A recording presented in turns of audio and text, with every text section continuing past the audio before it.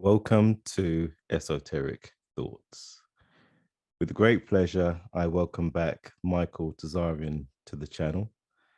And today, Michael, can you talk to us about the philosophy of belief or faith? Yeah, thank you. That's a big one, isn't it? And thanks for inviting me back, Esoteric. Well, this encapsulates a lot.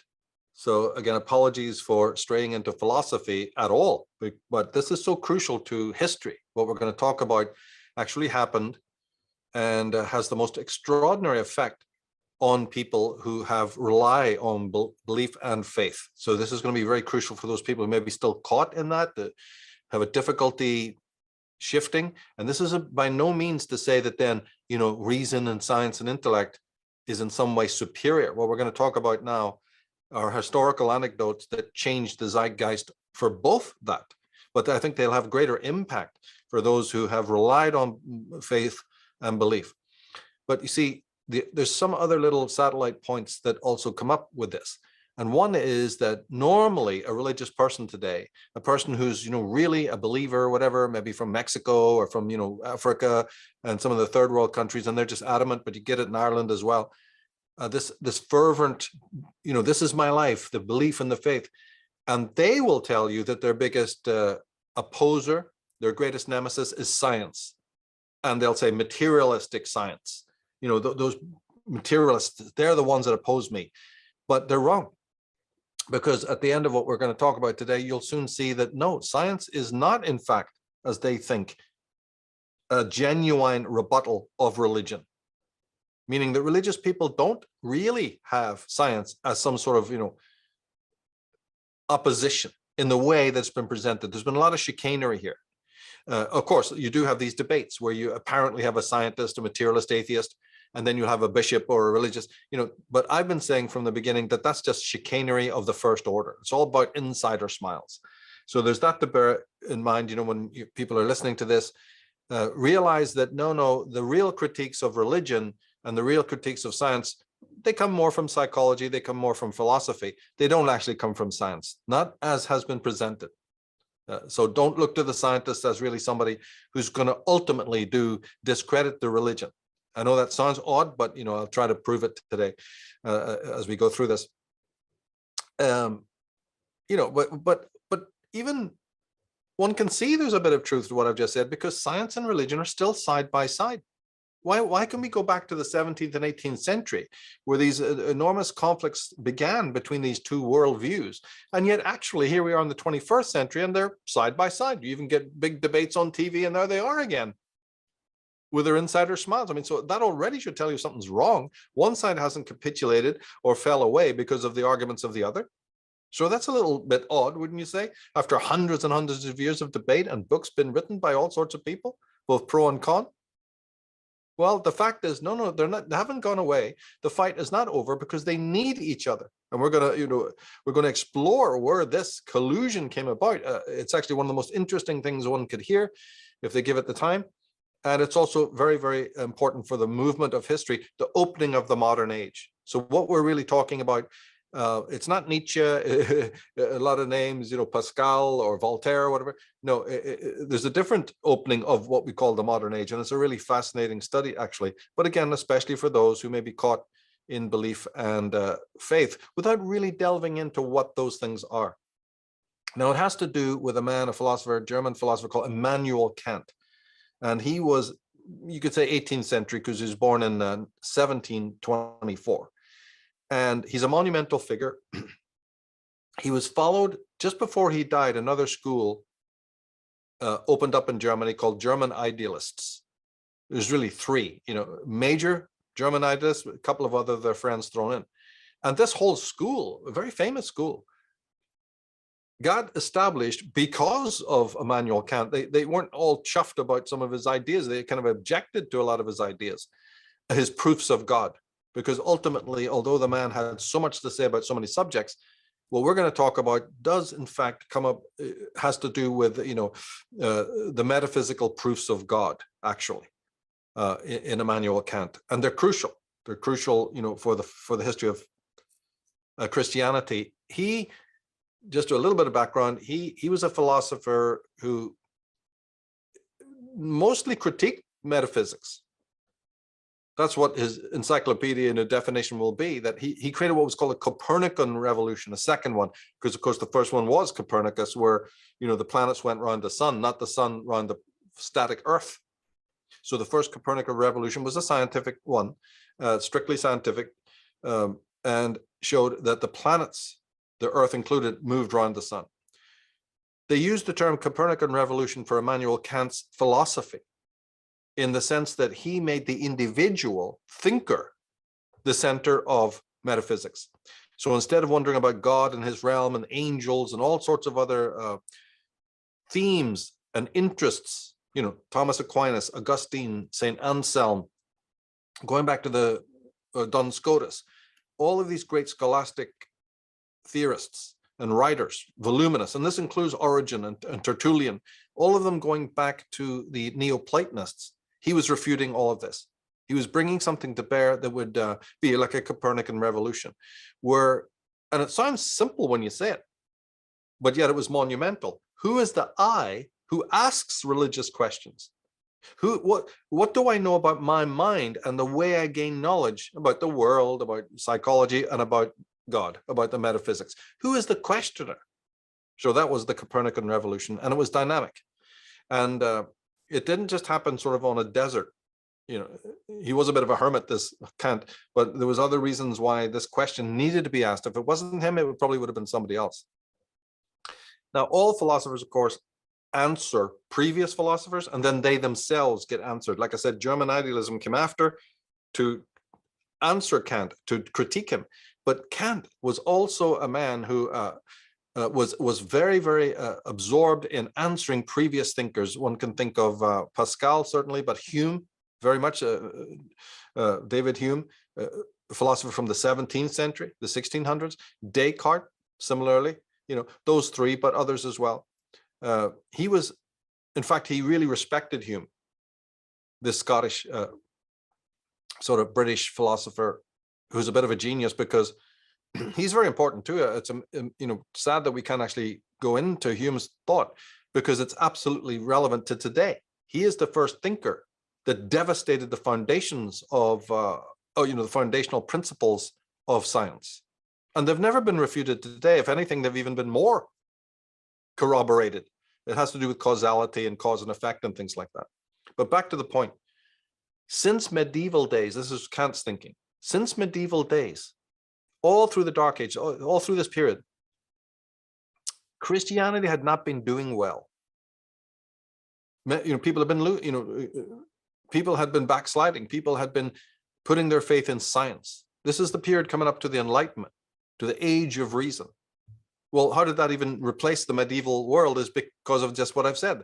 The zeitgeist had completely changed, and young men and thinkers all over the world, from Russia to Americas, were, okay, they may have had to stay culturally Christian. Well, remember, in those days you had no choice in the matter.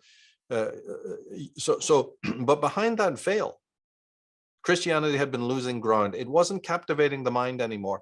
And the volumes and volumes of these Christian scholastic thinkers really hadn't answered anything. All their different arguments, the argument for design, the argument for this and that and the other, really weren't that convincing ultimately to laymen as things became more secular.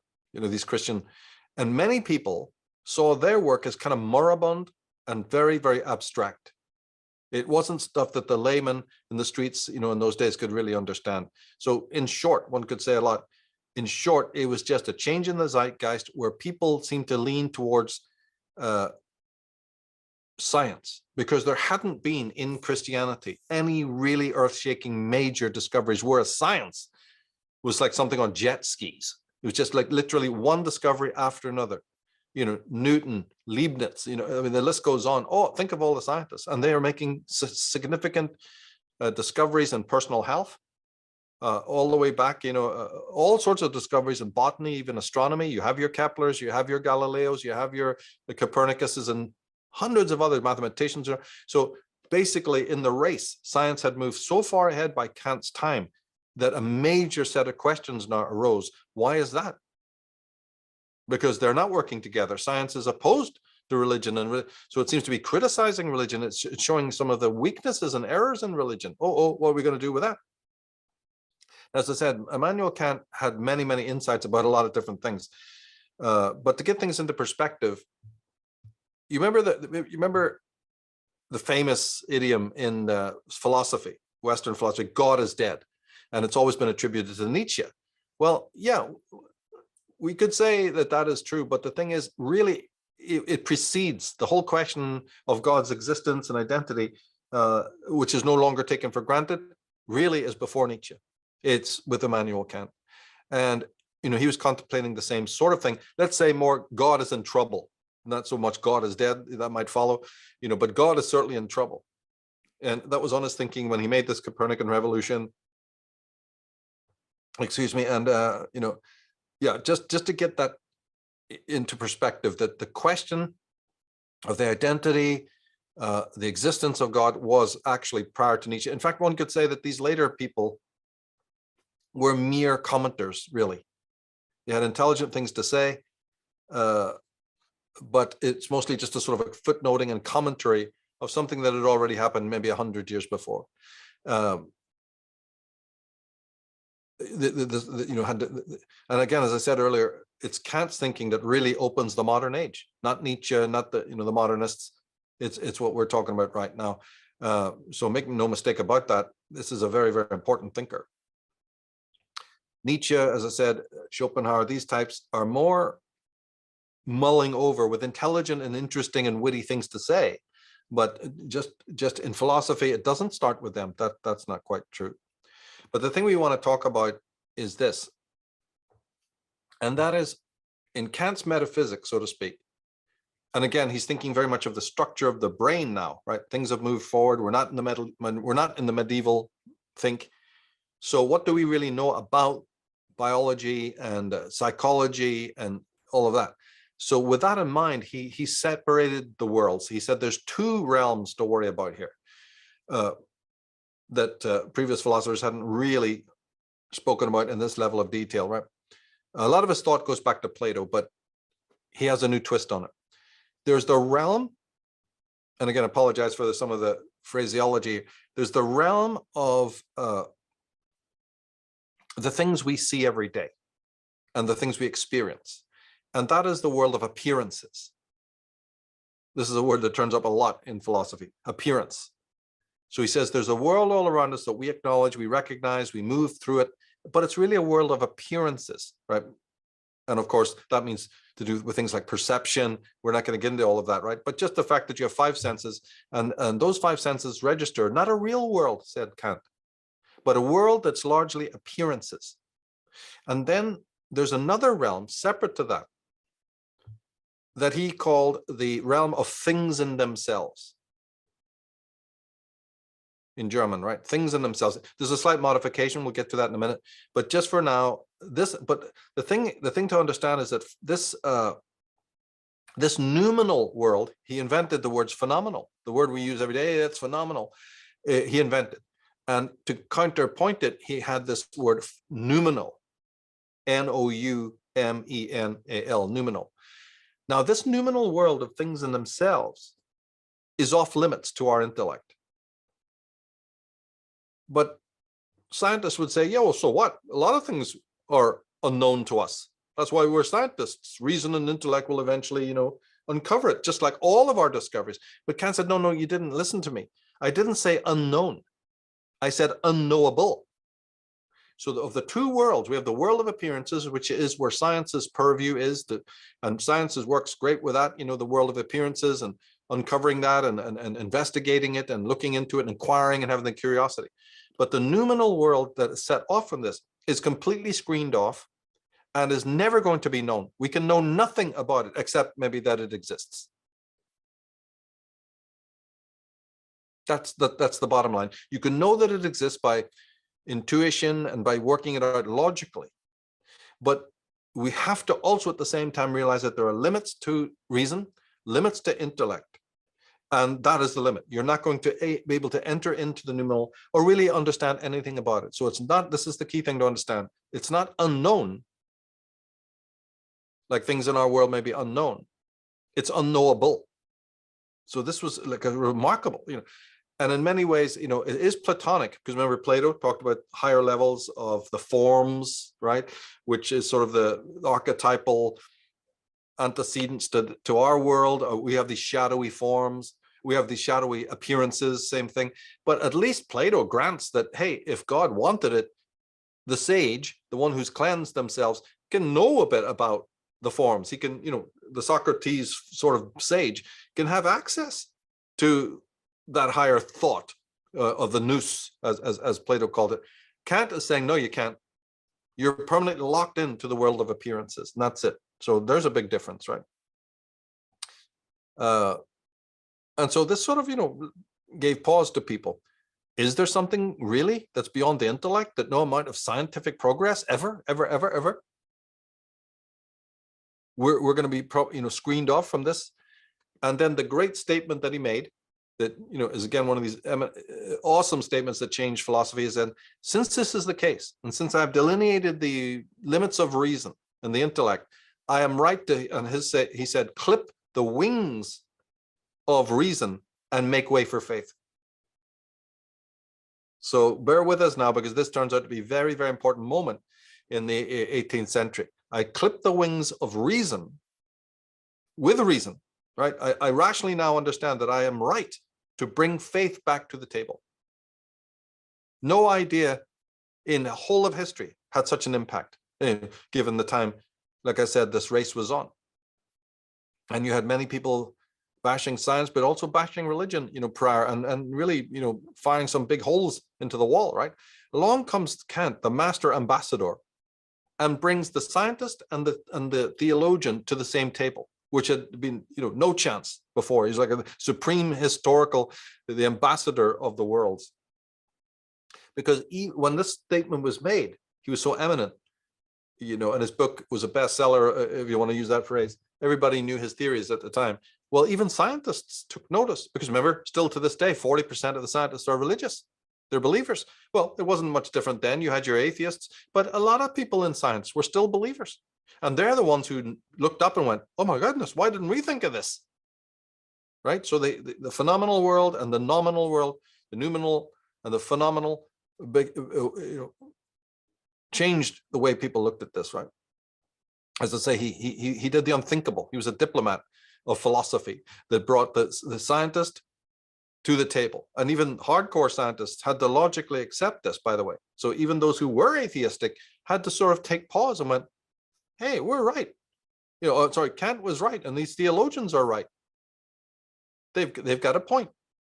And so really what Immanuel Kant has done is salvaged Christianity. This thing would have been a tiny little Falun Gong cult today. And everybody needs to really understand this. They would have been some Moonies cult. Half a dozen people sitting on a haystack somewhere. That's what Christianity was becoming during the 18th century. And make no doubt about it, it was not robust. And in another 100 years, as we move close to the modern age, it would have been basically just like one or other one of these, the Jains in India or something like that. It would have shrunk down to almost zero, given the juggernaut of science. But this man, one man, Immanuel Kant, saved the day. Apparently saved the day. Stopped the Christian world from being, and all the scholastic books, it would have been just sort of curios. The whole thing would have been in the intellectual dumpster. Was actually going to be in the intellectual dumpster. I don't know if people have understood this. And all your priests who take 7-year degrees know exactly what I'm saying is correct. They know exactly what I'm talking about. They salute Immanuel Kant. On his death day is worshipped by the ones in the know in the church. They blow him a kiss for this, because religion was back in favor. Think about Rome. Think about how they actually breathed, a sigh of relief, but not just them. Religion was now back with a bang after being continually barraged and critiqued by every scientist, every scientific-minded person. And now it was back with a bang. So this was an important moment in life. And of course, on the other side, the religious people said, See, we were right all along. We have been committed to faith. Think of Martin Luther, think of John Calvin, think of Rome. Hey, this Immanuel Kant, sure, all he's saying is that we were right in the beginning to tell you that faith is where it's at, and that your silly scientific discoveries don't really mean anything as much. The one who's closest to God is the one who has belief and faith. And now we have a philosopher of first rank who's proved it. Even Plato couldn't pull it off.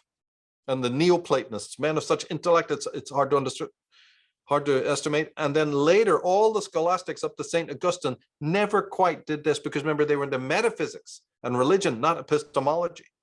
Kant had to do the Copernican revolution to change the zeitgeist of thinking in philosophy, and then found the answer. Of course, then nobody else before him, could have done, because they were just strictly going by the rules of a manual that was slowly losing its traction, right? So now, of course, somebody could come along and say, well, no, see, the religious point of view always was, hey, you scientists, you can't falsify the existence of God. You're right to say we don't prove it, because the moment you're into faith and belief, this does then become the predicament. So long before Kant's time and long after his time, right up to today, we have that problem. Science is not able to falsify the existence of God. Can't prove it, but also can't disprove it. So that's where the stalemate has. And most people today that you talk about will just iterate that. They have no idea what we're talking about Immanuel Kant, something far, far deeper, of another octave of proof. But they will just go along with, yeah, science tries to disprove my God, but they can't really do it. And I have faith in God anyway. What's it got to do with them? And scientists also have to agree. Yeah, funny that we've been trying really hard, but we can't really falsify the thing at all. Oh dear, wonder why that is. Let's keep plugging away at it. And that's where the stalemate, where we mostly are in life. And of course, somebody else would say, a more mystical type, well, this is the kind of stalemate you get. If I can't falsify God's existence and I neither can prove it, I think there may be a couple of screws missing that we need. This is what you get when the real truth of a matter isn't even brought to the table, and I tend to be personally more like that myself. But now we can understand the title of Immanuel Kant's famous book, The Critique of Pure Reason. The Critique of Pure Reason, all it means is simply what we've just said. He's criticizing reason. And it's a critique because he wants to map out for you the limits of reason. So the book really should have been named The Limits of Reason, because he's talking to science and he's saying there are limits to your reason, and let me show you what they are. The realm of appearances and the realm of the thing in itself, the things in themselves, the real essence of a thing that you don't have direct access to. You have access, your mind is only capable. This is something he said, that the intellect, by the very dint of its makeup, how it sees the world, is inhibited to that degree. It cannot, no matter what, jump over that wall. If it did, it wouldn't be intellect. So I clipped the reasons of the intellect. I clipped the wings of reason in order to make way for faith. As I said, break out, the marshmallows. This was absolutely, the Christians were elated at this point. And that's why we need to go into this. And of course, this also means then the limits of science, doesn't it? Intellect and reason. So, oh my God, the scientist was, given a left hook, sent them reeling, and they got up and went, well, you're right. And this is this incredible moment, which up until today, it opened the modern age, and everybody's had their say-so about this thinking, and whole schools of philosophy have come up, like I say, German idealism, in order to try and find weaknesses in this and so on, right? So from that moment, the scientists have basically agreed. It's like this mafia handshake. Okay, Mr. Immanuel Kant, yeah, you're kind of a nice guy. After all, you've given us the phenomenal world to play about in.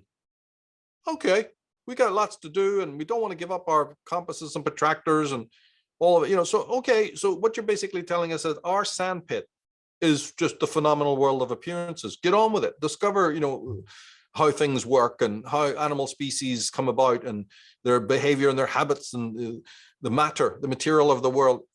Isn't that enough for you guys to get on with? And scientists went, Yeah, we got to make better kinds of radio. We got to make better types of radiator and computer. Okay. And so basically, scientists have been pottering about, you get some exceptions, pottering about with the physical world, the phenomenal world. And they've been told to back off. It's a waste of time anyway, because of this, noumenal world that is completely off limits. And basically science has said, okay, we'll stick around and we'll preoccupy ourselves with the phenomenal world. There's plenty to learn about the structure of water and building dams and whatever else science does, okay? And that's what they've been doing up until this time. Now, it does peeve some people that you don't have access to that other world, but again, they're more speculative types. And then we as laymen, all of the world, the very structure of our own consciousness means that we can only experience the realm of experiences and appearance. And if you want to believe in something higher, you can. But try faith on for size, right? You don't need to deal with anything more. So faith is back at the table then. This is the crucial thing. Now, in the next part, we want to look at how this whole Kantian edifice breaks down. And this brings us to a German philosopher, Johann Fichte, 1762 to 1814. So he's alive when Kant is alive. And as I said, Kant's work was known all over the world. Everybody was not only reading it, but throwing the book across the room and arguing at the cafes. It's amazing. This went right up until the 19th century, and, a little bit into the 20th, where people sat in the cafes of Europe talking about the philosophies. Things have changed, right? But this young man, Johann Fichte, was a very eminent professor in his time. I think it was in Berlin, a university or wherever. Don't quote me on that. It might have been Heidelberg, but I'm not sure. I think it was Berlin. Anyway, he saw the flaw in this whole thing. He's one of the world's most forgotten thinkers.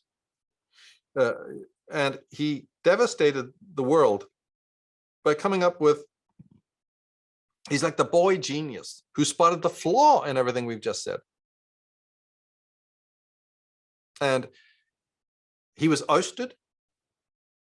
He was dragged down from his chair at the university, thrown out of the town, and completely ruined.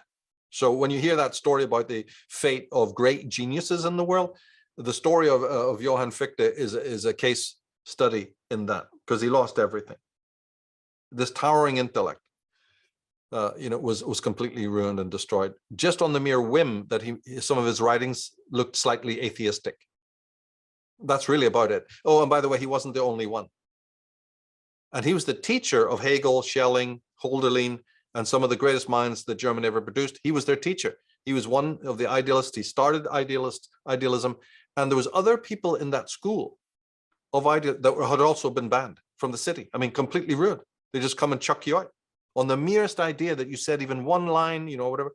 And as a matter of fact, Kant himself, by the way, was warned by letter by the king and his agents, and then actually narrowly escaped being executed. Even he was too old. He was about 75 years old when the letter came, and he was in the shit. The state thought that he had to be dealt with, and he actually kind of died. Very similar to an much more earlier philosopher, Jacob Bohm. He died. Well, the troops were basically coming down the street to get him and burn him at the stake. And Kant even he had a similar fate waiting for him with these draconian attitudes towards philosophers at that time. But Fichte and a couple of others had actually bore the brunt. Now, where Fichte's noticed a flaw was, well, two things we'll deal with. They're so massive. One is that the noumenal world that's set away from us, that we are unable to know anything about, is described by Immanuel Kant as the cause of the phenomenal world. Just like Plato's forms they're like the molds, they're the original molds of anything we see here. Right?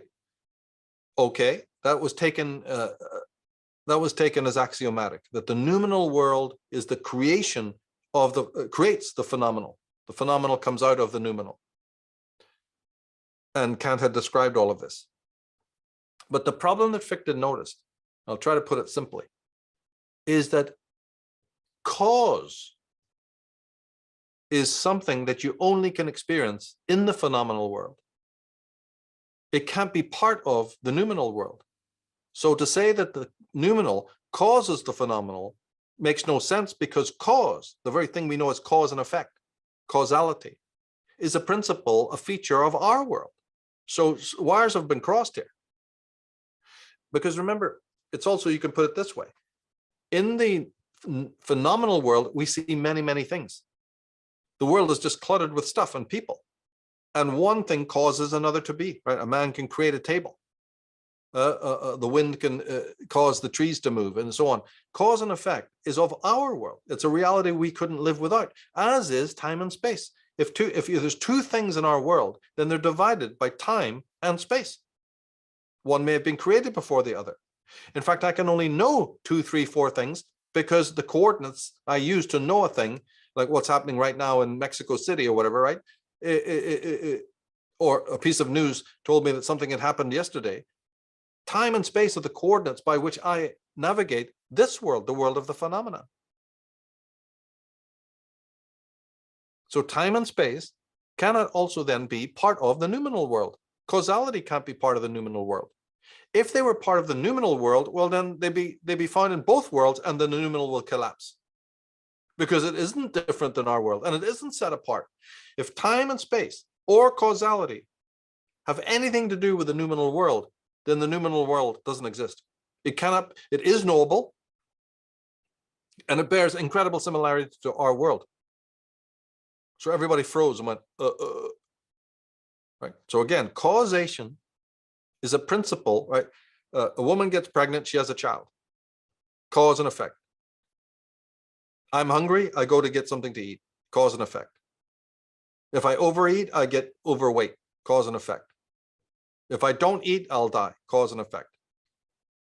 So causation, and then time and space, which separates the many things. The manifold world is separated in space, and it's separated in time. If I look at a star, that star may have already burned out, temporarily speaking.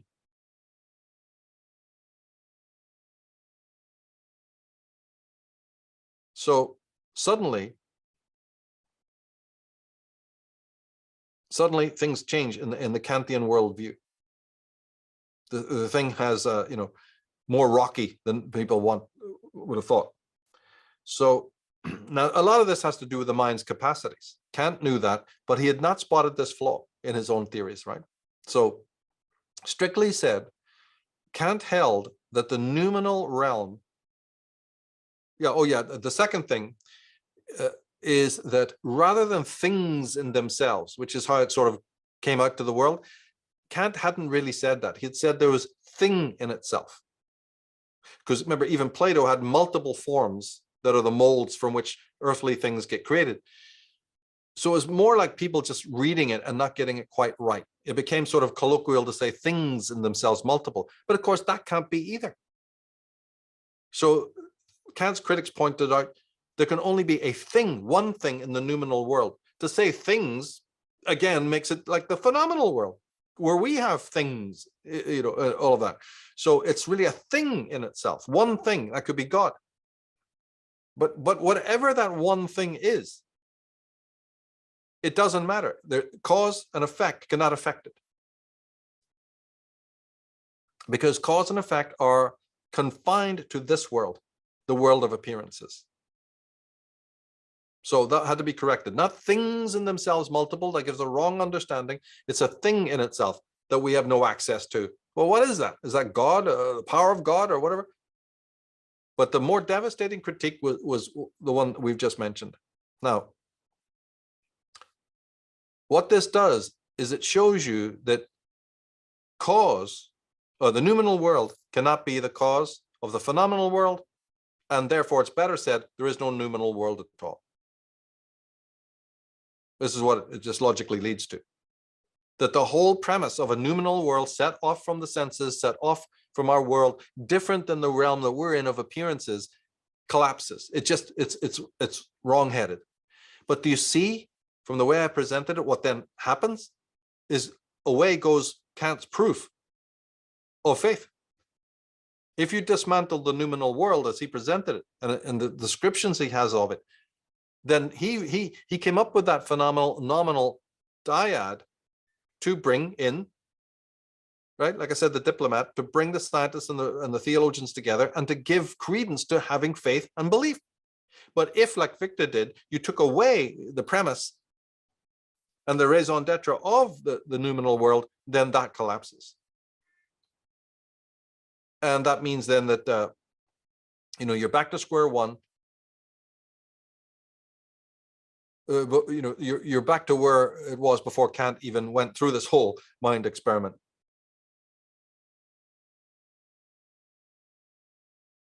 Right? The noumenal world basically is a fiction. It collapses. And therefore, any kind of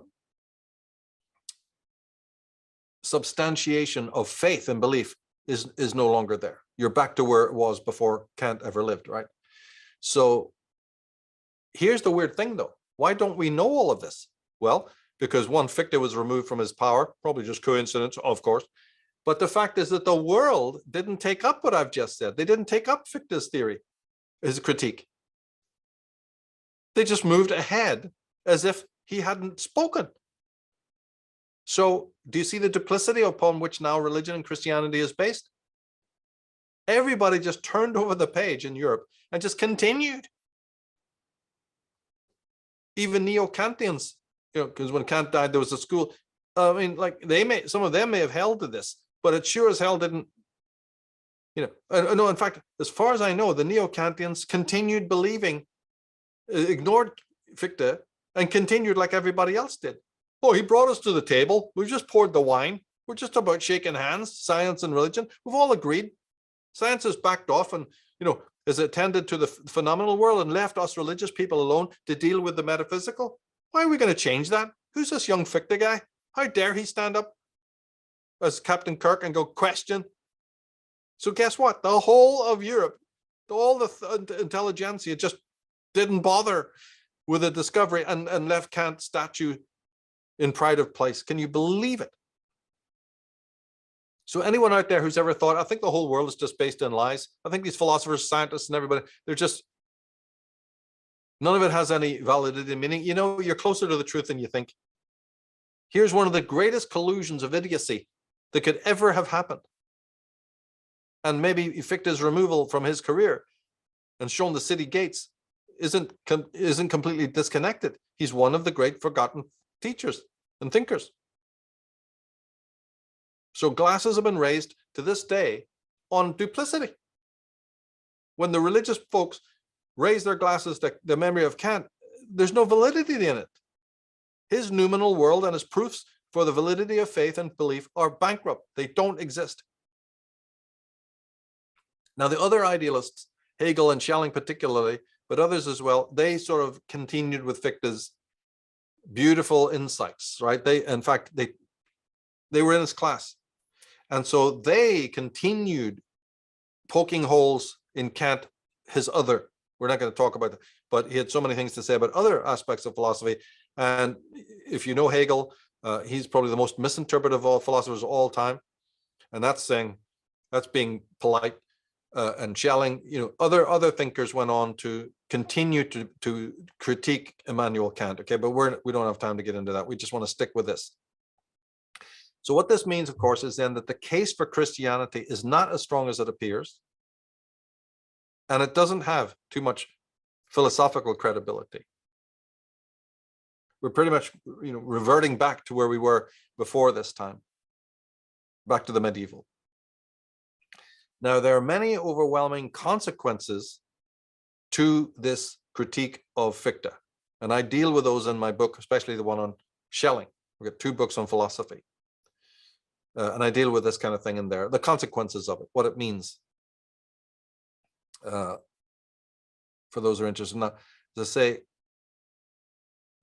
now that the Kantian thing had been thrown over, Hegel, as a young man, very important philosopher, he then said, right, So we are emboldened, even as religious people, to focus on the world that we see in front of us, which is no longer the world of appearances. See, when the noumenal was destroyed, Kant's descriptions of this world that we're in being only a world of these ghostly appearances also falls apart. No, says Hegel, the world is by no means. God is too good to do that. The real spirit would never put us in just this ghostly world of appearances and shut the door. This was the critique he brought to bear. What kind of God would I want to worship? Who's the real realm, the realm of perfection, the noumenal? Why is it completely closed to everybody and completely unknowable? He was the one who rejected Kant right away just because of that. He said, God is good. The spirit is good. He would never play such a trick on us and leave us just awash in the world of appearances at the mercy of scientists and time unfolding like that. No, there must be another solution, a better proof of spirit, maybe even a better proof of why to have faith. But that's what he set his mind to do. So his philosophy is entirely based on what we're talking about. And he set about, as the others did, of finding better proofs for God, better proofs for spirit, better proofs for even faith if you have to have it. Kant is not going to help you. And so German idealism got created. But the point I wanted to make was, first and foremost, said Hegel, then focus on the world that's in front of you, not as a world of appearances, but as a world of things as they really are. It's this world where we're given what we need to look at, know, and interact with. It's not a shadowy, ghostly, insubstantial place at all. It's exactly where our reason needs to be. That's why it is here. Don't be positing any other supernatural realms and all of that. We need to focus on this world. And then, the Hegelian philosophy did exactly that. Partly science, partly epistemology, partly metaphysics, but grounded in the world that is. It was a very important moment in philosophy as well. The world of experience. Get out of your head that there's just these ghostly appearances. Take things as they are, as the real. The things are not appearances, they are the real right in front of you. And to think of anything else is really ludicrous. So this is the rejection of Kant's ideas that gave rise to one of the most important philosophical traditions, German idealism, which itself would be bashed by the positivists and the materialists. You see, so every philosophical school and tradition is an answer to the past and then gets it's critiqued by later thinkers later on. And when you're into philosophy, you've got to be able to look at all of that and weigh up whether any of these these critiques have anything to do with reality. Are they really solid and robust, or are they just fatuous and flippant? Right? This is how it works. Now, this has a lot of consequences for other thought, as I said, say even Carl Jung. Carl Jung's theories talk about an objective psyche. We're not going to go into it, but it's just the idea that in your unconscious mind, there's a realm set off from the conscious mind. Well, that has shades of Immanuel Kant in it. Think of quantum science. Moving right up to today.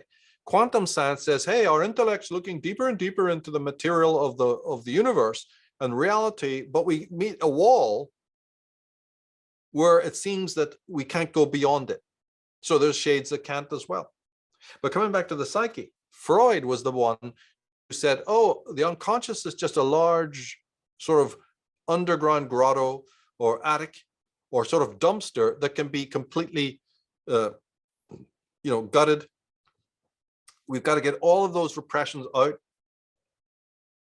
But his theory was that it was a fixed container, jam-packed full of all sorts of neurotic tendencies and syndromes, but you could unpack it completely, and that's health.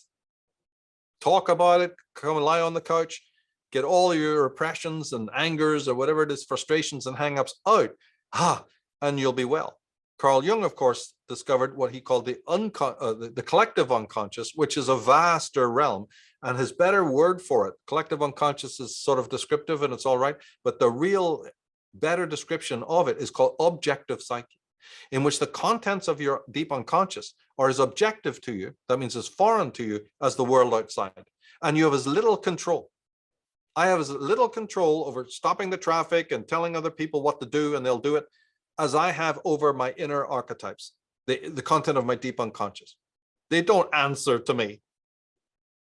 Well, there's a little shade of Kantianism in that. You see, I'm just trying to demonstrate that later thinkers are hearkening back to the previous ones and picking those theories up again. And we certainly do have that in the quantum world. But back to that point. Now that Fichte has spoken, you see, the scientist and the religious person shouldn't be at the same table together. Scientists shouldn't be accepting the parameters of Christianity by saying, well, we're over here dealing with a phenomenal world, and you guys are perfectly right to be dealing in the realm of higher thought and religion and metaphysics. No, that breaks down as well. That's all spurious. That party's over. And the same on vice versa. The Christian view of the scientist being their great enemy and all of this, again, doesn't really hold much water, because we're not in the world of just appearances. Religion can't say, go away, little scientist, go and study some lizards and bug-eyed, things.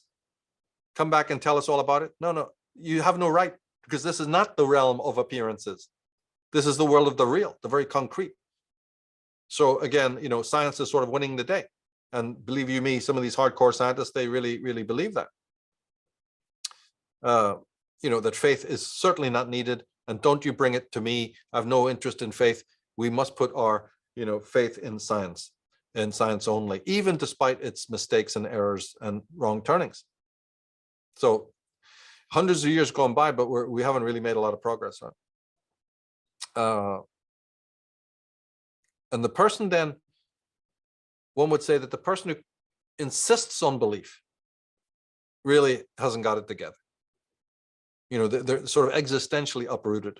They don't have much credibility to validating that, or they can't validate it. Once upon a time, Immanuel Kant gave them something to hold on to that could validate it, but actually that turned out to be jelly in their hands, you see. Which means that the person of faith and belief is really evading reality. The scientist, at least for all his errors and lunacy, is still at least honoring the reality that's in front of him. And that's why they're more robust, and that's why they'll win a lot of arguments, and that's why they are very arrogant, with a lot of hubris. We're trying to unpack a lot of the reasons why. And you need to know this when you go into communication with them. These are such important things to know about. It's not unimportant. And on a deeper level, like Hegel was saying, if there is a thing called the soul, and there is a thing called spirit, then when are we going to bother finding some legitimate proof to it? Maybe we need to co-opt science. And that's what your Rupert Sheldrake's and your Bruce Lipton's, right? And your David Boehm's have done. And they've made incredible progress.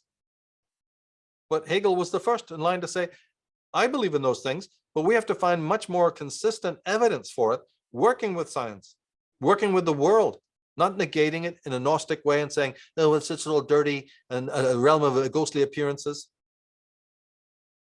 We have to base our belief and faith not on something transcendent and for all the wrong bloody reasons. And of course, but then think for a moment, at the time of Kant, or even before, think of a Luther, think of a Calvin. Think of the man today who has put his entire investment into faith and belief. What is their psychology? What do they feel about themselves in the world? Aren't they completely imbued with certainty? Because we're stepping sideways, look at the psychology. Luther, Calvin, anyone today of the mega churches, anyone who's put their investment into faith and belief as opposed to study and intellect and reason, has a conviction so deep. And we're just showing here that's based in nothing. But look at their own feeling of conviction. Their whole lives are based in it. And there's a feeling of very robust conviction that there's no more mysteries. I've got it all. My belief in God is all I need. So I'm not really not interested in psychology and science or even progress. I know within my heart what I know, right? Well, actually, it's belief in faith. And that's good enough for me. So isn't there a kind of strange self-referencing, delusion in all of that? Psychologically? because it's not really that based on anything that robust, but it is to the personal and psychological level. They've got the security. So when I said uprooted existentially, yeah, but that person then has to compensate. They can't go through the world, with that level of insecurity and anxiety. So the faith and belief are psychological. They're coming from a state of deep unrest and anxiety that needs to be compensated for. They're just like a mountain climber who's in fear of falling. He's got these hooks and he's got these ropes, and he'll just cling on to those for dear life. But they will not give up the elation. There's a psychological feeling of elation that you're bigger than the world, you've got the answer, and this is where these people live. And they're doing untold evil in the world. They're not just some little cult over here and over there. The person of faith and belief, by living in a state of inner delusion, do wreak havoc in the world. Their worldview is not holistic or clear. That's by no means, to augment the average atheistic scientist. That's not what we're talking about. But you can't go around with a mentality equivalent to a lunatic in an asylum, in the psych ward, and call that religious. You can't go around as an inflated psyche and call that spiritual. It's more like a kind of possession. Faith and belief are possessions. You've been possessed by them, like a kind of disease almost. And look how many people are infected, and look how many people in the name of religion, in the name of what I'm talking about, look what they've done. You grew up in Belfast. Original sin, sure, it's all original sin. You were born a sinner. This is very, very real. Witches have been burned.